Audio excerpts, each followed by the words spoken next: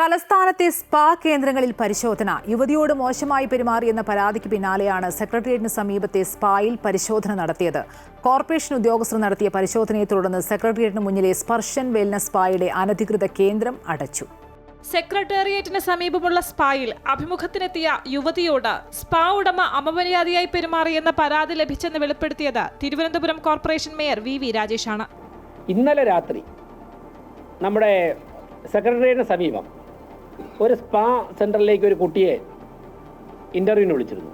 അതിനുശേഷം അറിയാൻ സാധിച്ചത് വളരെ വിഷമകരമായ സാഹചര്യത്തിൽ, അതായത് ആ കുട്ടിയെ കയ്യേറ്റം ചെയ്യാൻ വരെ ഉള്ള സാഹചര്യം അവരുടെ ഉടമസ്ഥരുടെ ഭാഗത്തുനിന്നുണ്ടായി എന്നാണ് മനസ്സിലാക്കുന്നത്. തലസ്ഥാനത്തെ സ്പാകളിൽ പരിശോധന കർശനമാക്കുമെന്ന് മേയർ വ്യക്തമാക്കിയിരുന്നു. ഇതേ തുടർന്നാണ് സ്റ്റാച്യുവിലെ സ്പർശൻ സ്പാ സെന്ററിൽ കോർപ്പറേഷൻ ഹെൽത്ത് വിഭാഗം പരിശോധന നടത്തിയത്. മേയറുടെ നിർദ്ദേശപ്രകാരമായിരുന്നു പരിശോധനയെന്ന് senior public health inspector Ganesh Kumar പറഞ്ഞു. അതിൽ ഇവർക്ക് 2 കെട്ടിടമുറി ഉണ്ടായിരുന്നു.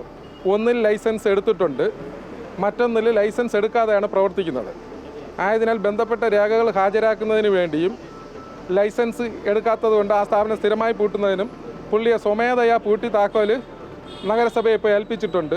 ബന്ധപ്പെട്ട രേഖകൾ ഹാജരാക്കുന്ന മുറയ്ക്കും ലൈസൻസ് എടുക്കുന്ന മുറയ്ക്കും തുറന്നു കൊടുക്കും.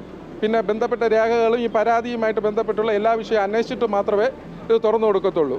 നിലവിൽ ഈ സ്പായെ പറ്റി മാത്രമാണ് പരാതി ലഭിച്ചിട്ടുള്ളതെങ്കിലും വരും ദിവസങ്ങളിൽ വിവിധ സ്പാകളിൽ അന്വേഷണം നടത്തുമെന്ന് അദ്ദേഹം വ്യക്തമാക്കി. പോലീസും സ്ഥലത്തെത്തിയിരുന്നു. അമൃത ന്യൂസ്, തിരുവനന്തപുരം.